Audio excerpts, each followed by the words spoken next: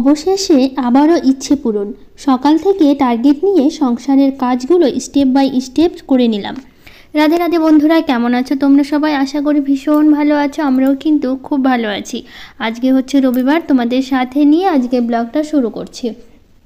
সাথে থাকো, আজকের ব্লগটা তোমাদের খুব ভালো লাগবে।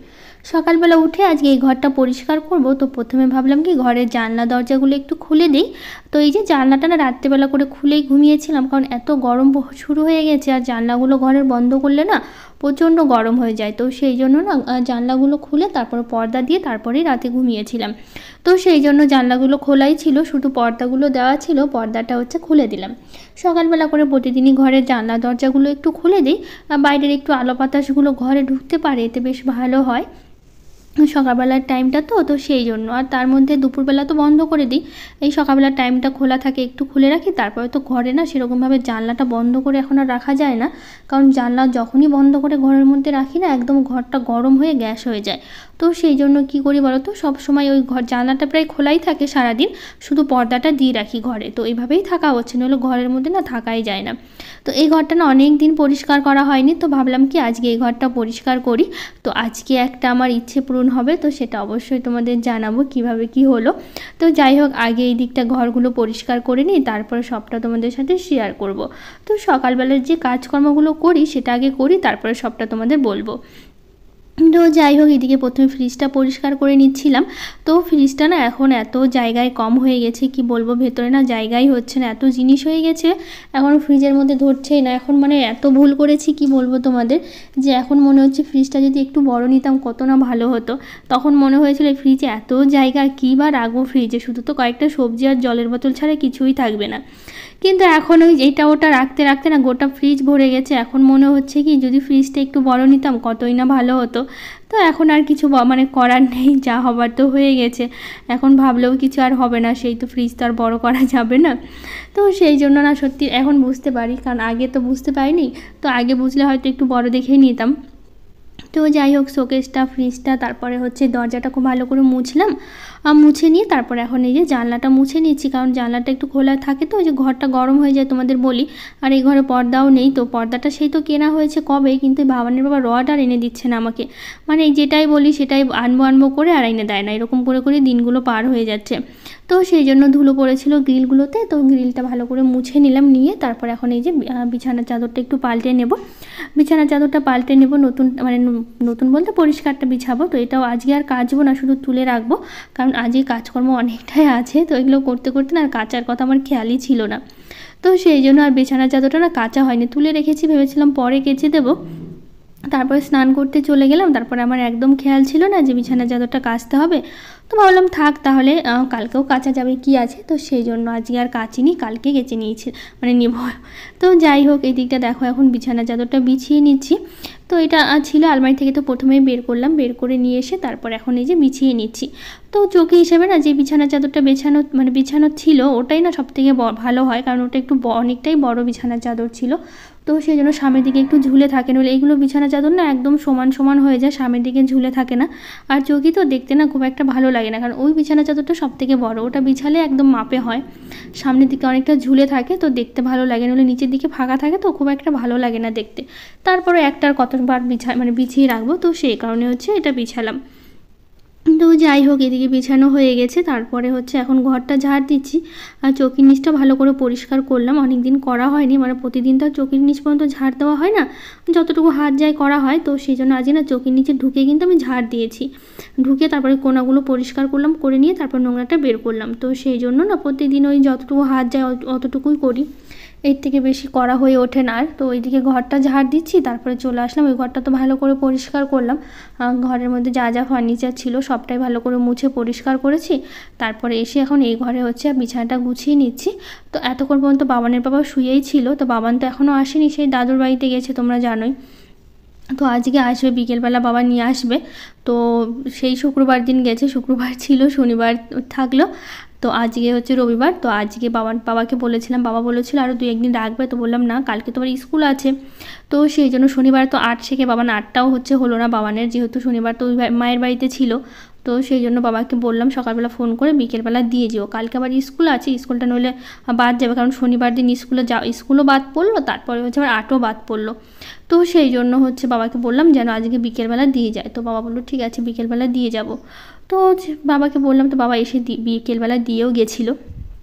তো যাই হোক বিছানাটা গুছিয়ে নিলাম, নিয়ে তারপর এখন এই যে দুটো নাইটি ছিল, তো ভাবলাম কি নাইটি দুটো হচ্ছে একটু গুছিয়ে রাখি, মানে দুটো নাইটি বলতে একটা নাইটি, তো একটা নাইটি গুছিয়ে নিলাম। তো এই যে একটা আছে এটা হচ্ছে একটু গুছিয়ে নেব, নিয়ে তারপর এটা একটু গুছিয়ে নিয়ে এটাও ঘরটাগুলো ঝাড় দেবো, তারপর তো ঘর মোছা বাকি আছে, ঘরটাও মুছবো, কারণ হচ্ছে এই ধুলোবালি তো জানলাটা খোলা থাকে, তো ধুলোবালি তো ঘরে কম ঢোকে না, একটু না মুছে না পায়ের নিচটা কেমন মানে কেমন যেন মনে হয় যে ধুলো ধুলো মনে হচ্ছে, ভালো লাগে না, হাঁটলে বোঝা যায়, তো সেই জন্য না মুছলে না ভালোও লাগে না। তো সেই জন্য ঘরটা মুছবো, তো তার আগে বাসি ঘরগুলো একটু ঝাড়ঝাঁটা দিয়ে পরিষ্কার পরিচ্ছন্ন করে রাখি, তারপরে হচ্ছে ঘরগুলো মুছবো। তো এদিকটা গুছিয়ে নিলাম। আর বাবানের বই তো এখন আর এলোমেলো হচ্ছে না, কারণ বাবান দুদিন ধরে বাড়িতেও নেই, বইও পড়া হচ্ছে না, বই যেভাবে গুছিয়ে রাখছি ঠিক সেভাবে থাকছে।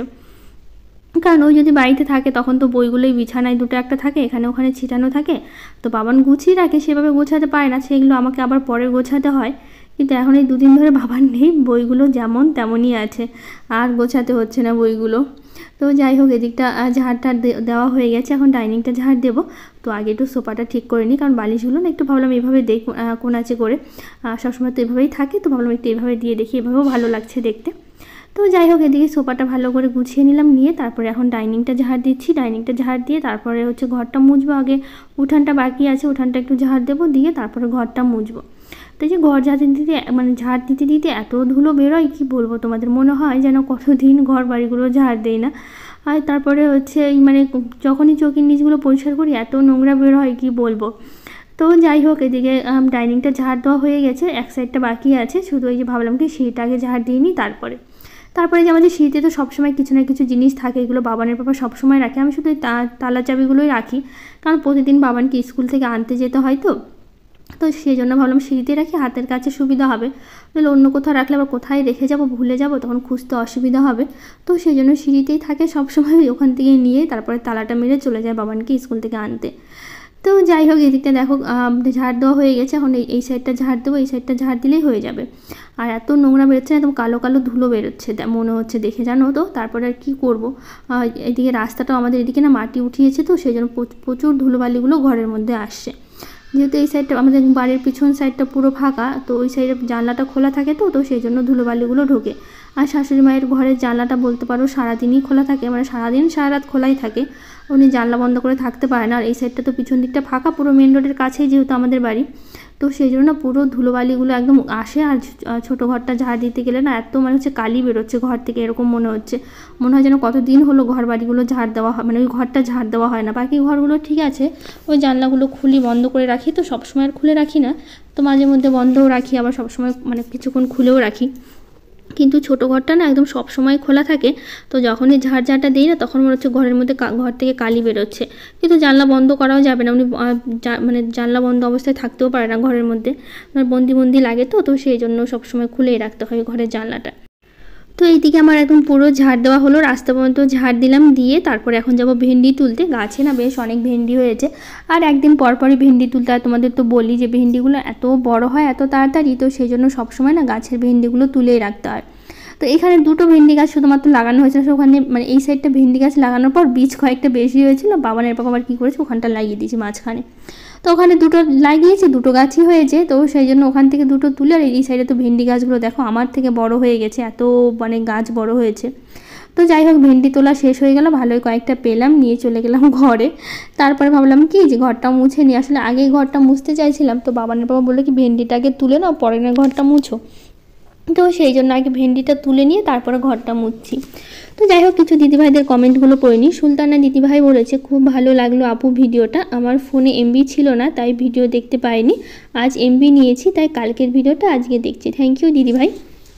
লাভ চ্যানেল থেকে দিদিভাই বলেছে আপু আমি বাংলাদেশ থেকে দেখি, বাংলাদেশ থেকে তোমার ভিডিও দেখছি, তোমার বাড়িটা আমার খুব ভালো লাগে, তোমার স্বামী কি কাজ করে? তো আমার স্বামী হচ্ছে স্কুলে জব করে।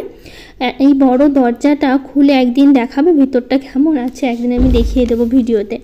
তো ওখানে আছে বলতে গেলে কি বলো তো, কেমন বলতে গেলে ওখানে ভেতরে এমনি একটা রুমের মতনই, শুধু ওখানে ওই বাইকটা রাখা হয়, আমাদের যে বাইকটা আছে, আর ঘরের কিছু ভাঙাচোরা বা কোনো টুকিটাকি জিনিস যেগুলো আমাদের মানে সচরাচর ব্যবহার হয় না সেগুলো। তার একটা বড় ওভেন আছে, গ্যাস সিলিন্ডার আছে, এগুলো তার বাবানের কিছু খেলনা বস্তাতে ভরে রাখা আছে, মানে যেগুলো কাজ খুব একটা সবসময় প্রয়োজন পড়ে না সেগুলো ওখানেই রাখা হয়। এবং টুকিটাকি কিছু জিনিসপত্র আছে, এগুলোই ব্যাস। তো যাই হোক, কৃষ্ণা বেঙ্গলি ফ্যামিলি থেকে দিদিভাই বলেছে গাছে কি সুন্দর টগর ফুল ফুটেছে, খুব ভালো লাগলো ভিডিওটা দিদিভাই, লাইক দিয়ে ভিডিওটা দেখলাম। থ্যাংক ইউ দিদিভাই, এভাবে পাশে থেকো, সুন্দর সুন্দর কমেন্ট করে ভালোবাসা দিও। কবিতা দাস দিদিভাই বলেছে গন্ধপাতার বড়া বা আলু কাঁচা কলা দিয়ে গন্ধপাতার হালকা পাতলা ঝোল আমার তো খুব ভালো লাগে। বাড়িতে সবজি আর ফুলের বাগান করার আমারও খুব ইচ্ছে আছে, কিন্তু কি করব, সময় করে উঠতে পারছি না। তো দিদিভাই সময় করে করো বাগানটা, আমার তো ভীষণ পছন্দ, আমি তো খুব মানে শখ বাগান করার, আমার তো আরও মানে সুন্দর করে করার ইচ্ছে, কিন্তু সময় হয়ে ওঠে না আমারও বলতে পারো।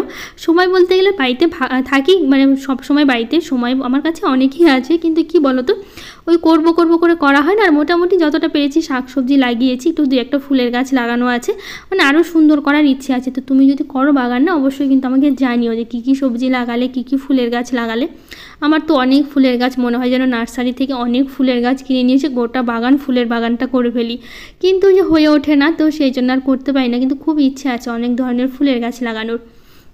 তো এই যে ঘরটা মুছে নিলাম, তো ভাবলাম কয়েকটা পাট শাক তুলে নিই, আজকে আবার পাট শাক রান্না করব, তো সেই জন্য পাট শাক তুলতে চলে আসলাম। তো পাট শাক তুলে একবারে স্নান করে নিয়েছি, মানে স্নান করে তারপরে চলে এসি ফুল তুলতে। আর গাছে তো জানোই কত ফুল ফোটে, আর এত ফুল ফোটে কি বলবো।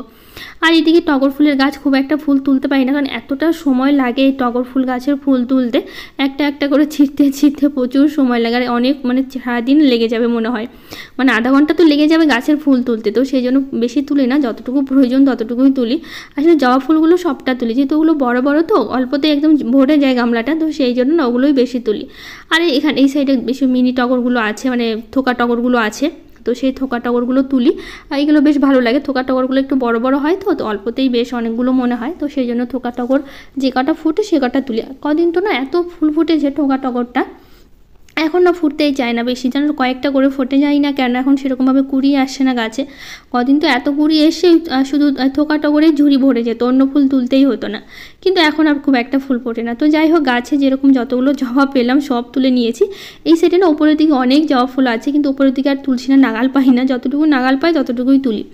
তো যাই হোক, চলো এবার ঠাকুর ঘরে যাই, কারণ হচ্ছে পুজো দিতে হবে।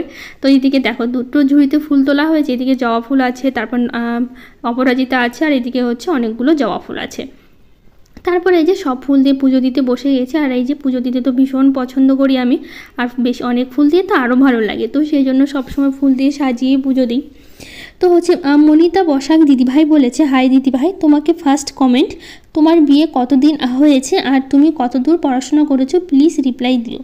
তো আমার বিয়ে হচ্ছে 2014 সালে হয়েছে, আমার 10 ক্লাস চলছে, সামনে ডিসেম্বর আমার আসলে 11 বছর হবে বিয়ের। আর হচ্ছে আমি কতদূর পড়াশোনা বলতে গেলে আমি বিয়ে কমপ্লিট করেছি, বিয়ে মানে আমি যখন 12-এ পড়ি তখন কিন্তু আমার বিয়ে হয়েছে। আর হচ্ছে আমি ফাইনাল পরীক্ষা আমি বিয়ের পরেই দিয়েছি 12-এ, তারপর বিয়ের পরে হচ্ছে বিয়ে কমপ্লিট করেছি। তো যাই হোক, এদিকে দেখো ফুল দিয়ে সাজিয়ে দিচ্ছি, তো সুন্দর করে সাজিয়ে তারপরেই পুজো দেবো। লক্ষ্মীকুণ্ড দিদিভাই বলেছে, প্রিয়াঙ্কা আমি আগেও বলেছি এখনও বলছি, সব সময় পাশে আছি, থাকবো, আর সারা জীবন থেকে যাব, এই দিনটা আর কোনো দিন আসবে না, ভালো করে এনজয় করো। থ্যাংক ইউ দিদিভাই, অনেক ভালোবাসা, তুমি এভাবে ভালোবাসা দিয়ে আর পাশে থেকো। তোমাদের সবাইকেই বলি, সবাই আমার ভালোবাসা দিও আর এভাবে পাশে থেকো। তোমাদের কমেন্টগুলো যখন পড়ি না আমার এত ভালো লাগে, আর এত সুন্দর সুন্দর কমেন্টগুলো পড়ো, যখন তোমাদের কমেন্টগুলো পড়ি আমার কাজের না সত্যি এনার্জিটা এত বেড়ে যায়, তখন ভিডিও দেওয়ার না আনন্দটাই আলাদা হয়ে যায়, সত্যি এত ভালো লাগে, তখন অনেক মজা হয় যখন আমি ভিডিওটা দিই আর তোমাদের কমেন্টগুলো পড়ি। তো যাই হোক, অনেক ফুল বেশি হয়েছিল, আর সাদা জবাগুলো আজকে এত ফুটেছে, তো দেখো গোটাই আমি সাদা জবা দিয়ে সাজিয়েছি। আসলে টাইলসটা সাদা তো সেই জন্য সাদার মধ্যে সাদা অতটা বোঝা যাচ্ছে না, কিন্তু সবগুলোই কিন্তু সাদা জবাই ছিল, আর এত মানে 2-1টা ওর মধ্যে টগর ফুল ছিল, কিন্তু বেশিরভাগগুলোই সাদা জবা ছিল। আসলে এত ভালো লাগছিল সামনে থেকে, ক্যামেরাতে তো সাদার মধ্যে সাদা তো খুব একটা বোঝা যাচ্ছে না। তো যাই হোক পুজো সেরে চলে আসলাম এইদিকে তুলসী মন্দিরে পুজো দিতে। তো যাই হোক যেটাই কথা তোমাদের বলছিলাম আমার ইচ্ছে পূরণ। তো দেখো আজকে ফাইনালি টিভিটা লাগানো হচ্ছে। সে 1 মাস ধরে তো টিভিটা আনা হয়েছে। তো যাই হোক তোমাদের টিভিটার একটা গল্প বলি। তো টিভিটা কি বলো তো, বাবানের পাপার হচ্ছে একটা বন্ধুর হচ্ছে টিভি। তো টিভিটা কিন্তু সেকেন্ড হ্যান্ড টিভি। তো আমরা হচ্ছে নতুন টিভি কিনতে চাইছিলাম, যেহেতু বাবানের জন্য অনেক দিন ধরেই ভাবছি টিভি কিনবো তো কিনবো করে কেনা হচ্ছিল না। তো বাবানের পাপার এক বন্ধু বললো কি যে আমার বাড়িতে একটা টিভি আছে, ওই টিভিটা নিয়ে চালা, তোদের এখন টিভি কিনতে হবে না। আসলে কি বাবানের পাপার বন্ধুটা বাড়িতে থাকে না, বাড়িটা ফাঁকাই থাকে, আর টিভিটা তো পড়েই আছে। তারপরে বললো কি টিভিটা থেকে তো খারাপ হয়ে যাবে, তো তুই নিয়ে হচ্ছে চালা, আর হচ্ছে যখন তুই পরে কিনলে কিনে নিস, এখন আর কিনতে হবে না, নইলে আমার টিভিটা আবার নষ্ট হয়ে যাবে। তো সেটা ভেবে আর আমাদের আর টিভি কেনা হলো না। তো যাই হোক পুরাতন হোক আর যাই হোক ইচ্ছেটা পূরণ তো হলো বলো। অনেক দিন ধরে ইচ্ছে ছিল একটা টিভি নেওয়ার। তো আমরা একটু বড় টিভি নিতে চাইছিলাম, এর থেকে বড় টিভি। তো যাই হোক বাবানের পাপার বন্ধু খুব জোর করলো যে টিভিটা নিয়ে চালাতে, নইলে খারাপ হয়ে যাবে। তো সেই জন্য আমাদের আর কিনলাম না টিভিটা। আর এই টিভিটা তো দেখেছো 1 মাস ধরে এনে রাখা হয়েছে। তো আজকে লাগাবো কালকে লাগাবো করে লাগানো হয়নি। বাবানের পাপা তো লাগাবো করে ওয়ালে লাগায়নি। তো আজকে যে মিস্ত্রি ডাকলো এনে তারপর হচ্ছে ওয়ালে লাগালো। কিন্তু টিভিটা লাগানো হয়েছে কোথায় বলো তো, যেখানটা আমাদের ফ্রিজ ছিল ওখানে আমাদের টিভির পয়েন্ট করা ছিল।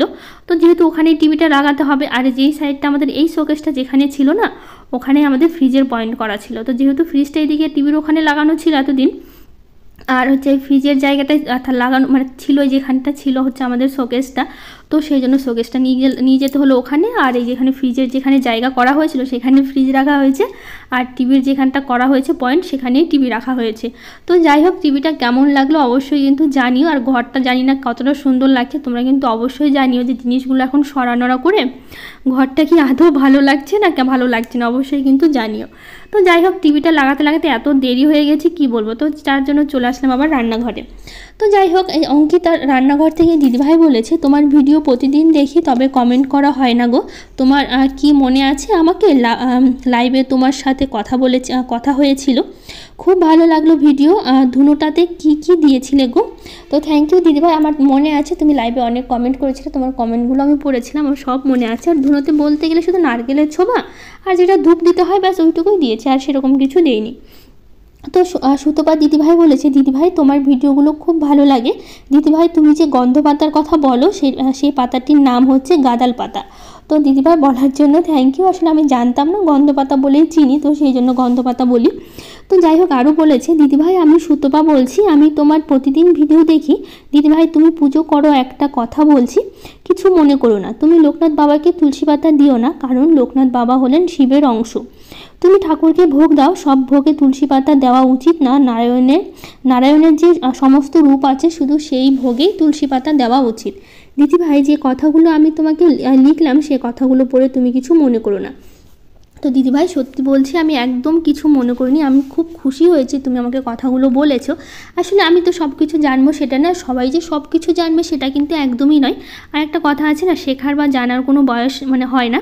তো যাই হোক আমার ভুল হতেই পারে, তুমি সেটা আমাকে জানালে আমার ভীষণ ভালো লাগলো। অনেক দিদিভাইরা আমাকে বলে যে আমি কোনটা ভুল করছি কোনটা ঠিক করছি, তো আমার কিন্তু ভীষণ ভালো লাগে যখন তোমাদের কাছ থেকে এগুলো জানতে পারি, তো আমার তো ভীষণ ভালো লাগে। তো দিদিভাই থ্যাংক ইউ বলছি তোমাকে বলার জন্য।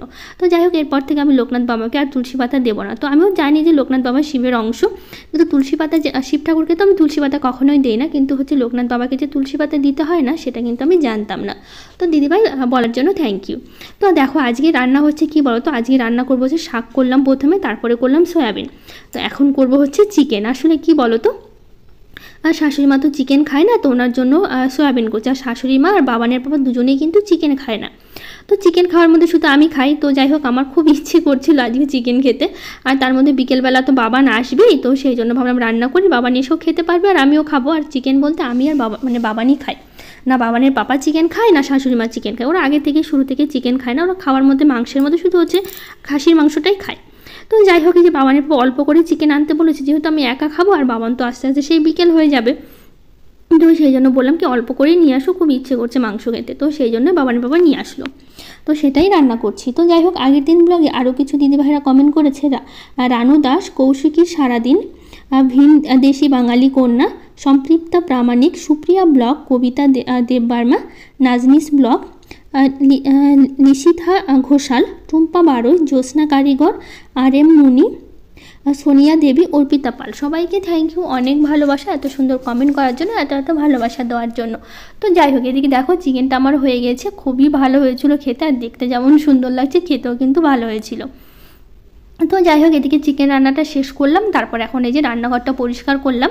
আর ওইদিকে কিন্তু আমি শাশুড়ি মাকে খেতে দিয়েছি। আজকে কী বলো তো, টিভি লাগাতে লাগাতে এত দেরি হয়ে গেছে, আর সকালবেলা তো একটু আমুড়ি খেয়েছি আমরা সবাই মিলে, বাবানের পাপা আমি শাশুড়ি মা তিনজনেই কিন্তু সকালে আমুড়ি খেয়েছিলাম।